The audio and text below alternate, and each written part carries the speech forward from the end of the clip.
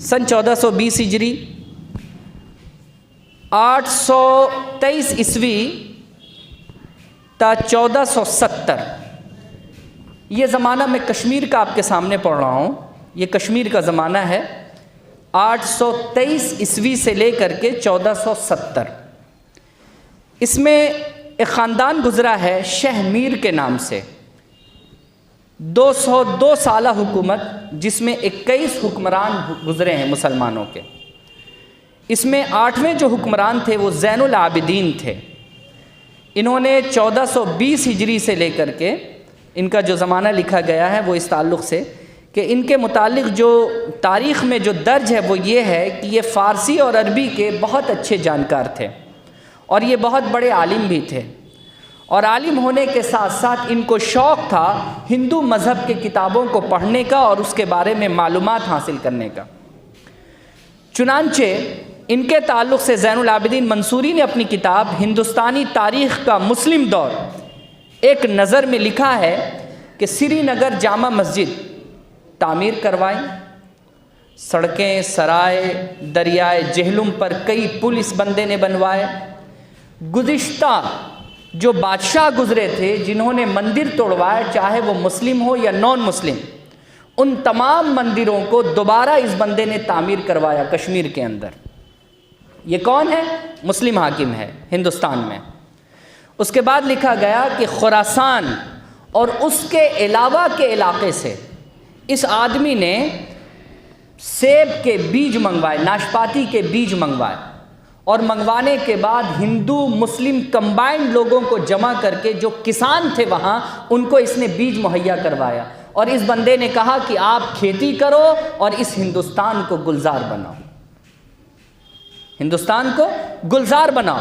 اور یہیں تک بات نہیں بلکہ پچھلے دور کے جو بادشاہوں کی وجہ کر جو ہندو کشمیر چھوڑ کر کے چلے گئے تھے اس کو دوبارہ سے بلا کر اس بندے نے آباد کیا کشمیر کے اندر. یہ تاریخ ہے، پڑھنے کی چیز ہے.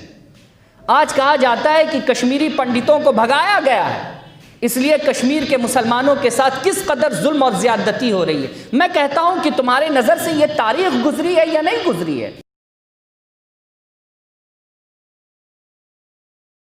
ایک بادشاہ کا تذکرہ آپ کے سامنے پڑا. دوسرا ایک بادشاہ جس کو ہم سب جانتے ہیں محمود غزنوی. کسی کے سامنے نام لے لیجئے تو آپ دیکھیے تو کیسے اس کا پارا چڑھتا ہے. محمود غزنوی کی بات کرتے ہو؟ یہ تو بہت بڑا ظالم تھا، اس نے کیا نہیں کیا، اس نے تو تمام ہندوؤں کو برباد کر دیا، تباہ کر دیا. طرح طرح کی باتیں لوگ ان کے بارے میں کہتے ہیں. لیکن محمود غزنوی کا جو زمانہ ہے نا ہندوستان کے اندر، اسے سب سے بے مثالی زمانہ کہا جاتا ہے.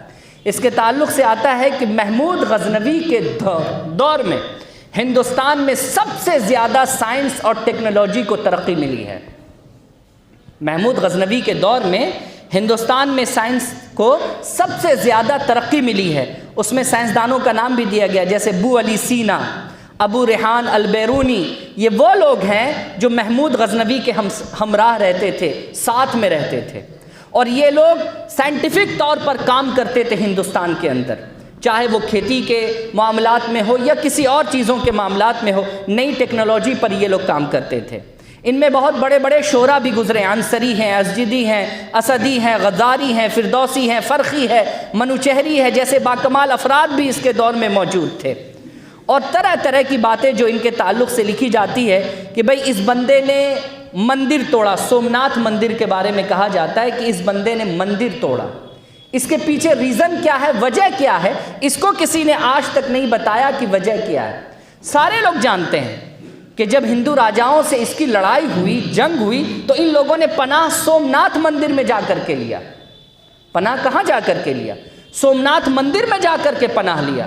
اب ظاہر سی بات ہے جب دو راجا کے بیچ جنگ ہو رہی ہے تو بیچ میں اگر کوئی چیز آتی ہے تو کچھ نہ کچھ تو نقصان پہنچے گا ہی، کچھ نہ کچھ تو نقصان پہنچے گا ہی. سومناتھ مندر کے ساتھ یہی ہوا کہ راجاؤں نے وہاں پناہ لی اور وہیں سے حکومت کے خلاف سازشیں کر رہے تھے. مجبوراً محمود غزنوی کو وہاں اٹیک کرنا پڑا.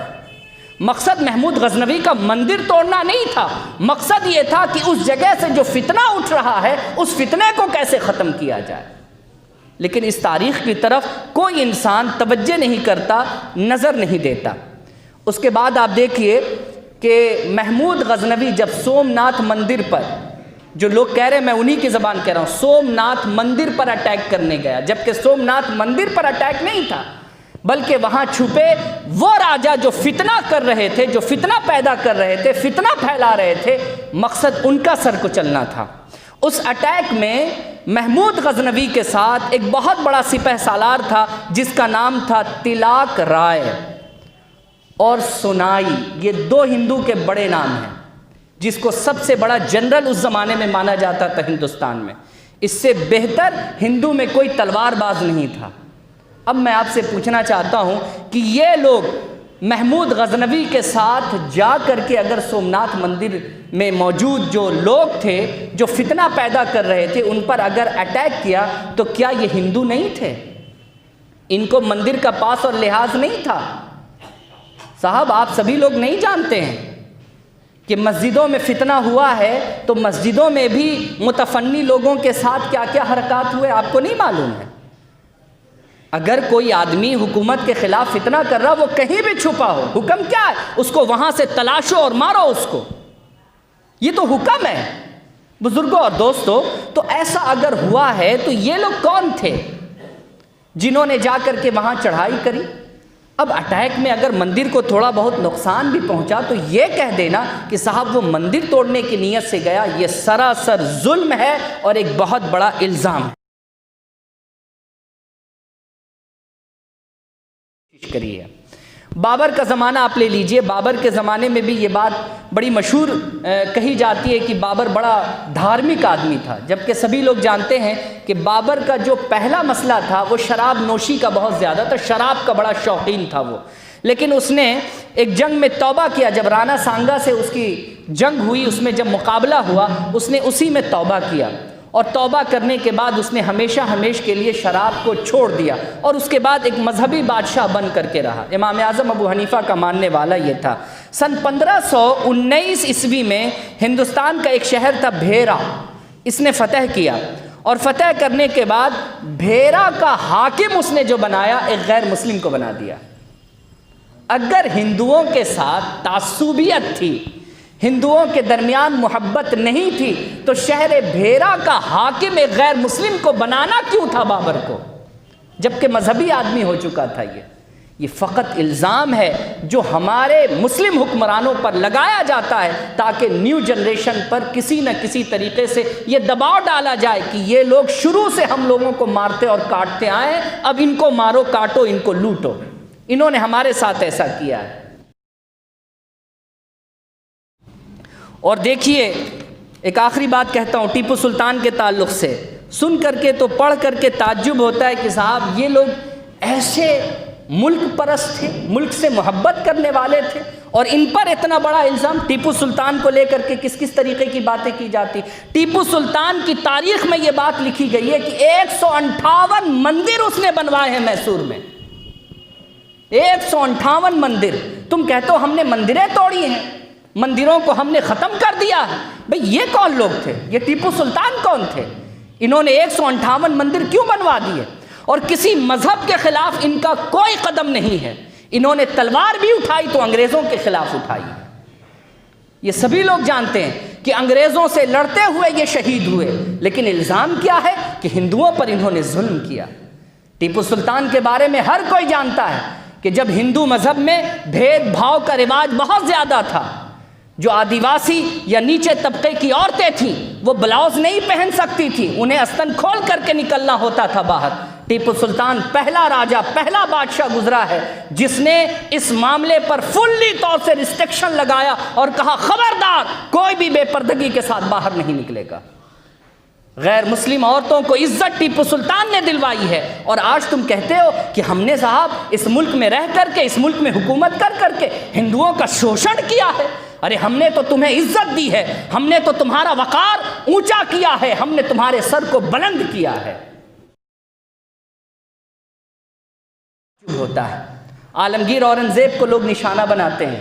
عالمگیر اورنگزیب کے بارے میں زیادہ نہیں، میں ایک کتاب کا نام پڑھ دیتا ہوں، اوم پرکاش صاحب ہیں، انہوں نے ایک کتاب لکھی اورنگزیب ایک نیا زاویہ فکر، یہ کتاب کا نام ہے اورنگزیب ایک نیا زاویہ فکر۔ اس کتاب کو لکھنے والے جو مصنف ہیں ان کا نام ہے اوم پرکاش، اور یہ کتاب خدا بخش خان لائبریری سے شائع ہوئی ہے، اور یہ کتاب کہیں ملے نہ ملے خدا بخش خان لائبریری میں مل جائے گی، اس کو ایک بار ضرور پڑھیے۔ رائٹر وہ ہیں، ہم نہیں ہیں، لکھنے والے ہم نہیں ہیں۔ امریکہ سے بھی ایک کتاب شائع ہوئی ہے جس نے لکھا ہے اورنگزیب عالمگیر کے بارے میں۔ صاحب ان کتابوں کو پڑھنے کے بعد جتنی گرد و غبار کو ہمارے ذہن اور فکر میں ڈالا گیا ہے نا، یہ ساری چیزیں اڑ جاتی ہیں، ختم ہو جاتی ہیں کہ اورنگزیب کے پیسے سے کتنے مندروں کا دیا جلتا تھا کسی کو خبر نہیں ہے اس تعلق سے۔ اورنگزیب نے کتنے مندروں کو بنوایا ہے اس کی خبر کسی کو نہیں ہے۔ محمود غزنوی ہو یا اورنگزیب، ان لوگوں نے مندر بھی بنوائے اور لڑائی کے درمیان جن مندروں کو نقصان پہنچا اس کے ریپیئر کا بھی کام ان لوگوں نے کروایا۔ مذہبی طور پر آزادی دی کہ سب کو آزادی ہے، جو چاہیں وہ کرے۔ فوج میں ہندوؤں کو داخلہ دیا تاکہ سب کو یقین ہو جائے کہ ہم مسلمان بھید بھاؤ کرنے نہیں آئے ہیں، بلکہ ہم مسلمان ہم سب مل کر اس ملک کو مضبوط کرنے آئے ہیں۔